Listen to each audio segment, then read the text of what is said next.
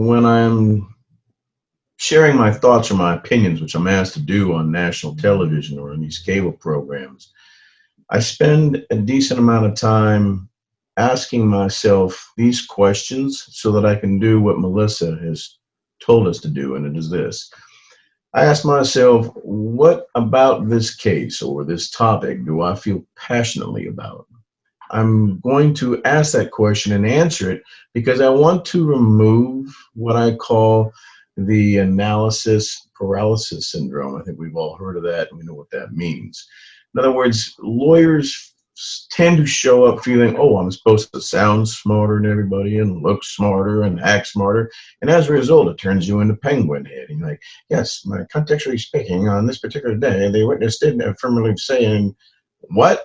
There's no you there. So instead, what I say is, okay, like on the George Floyd case, let's suppose, we all know what the facts are, we've seen the videos, but what is it precisely that I feel the most passionately about in this particular day or interview?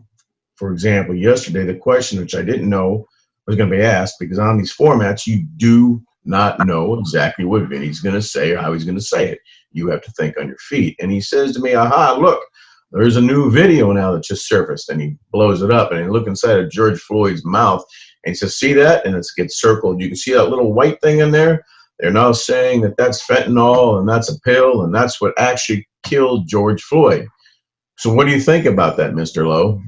And here's what I thought, and here's my response. And how do I feel about it? And it was this. I said, that is the same old tired defense that the cops always use, which is he must have been crazy. He was on PCP, angel dust, whatever it is. And the point, to answer your question, Howard, is that I didn't care anymore about if I sounded smart or if I looked like a lawyer.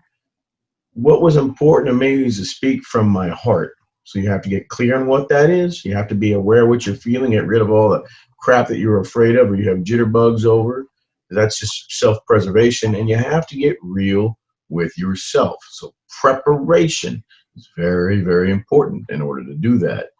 Also commitment to understanding material and mostly to listen to your inner voice and have the guts and the courage to say what it is you feel as opposed to what you think.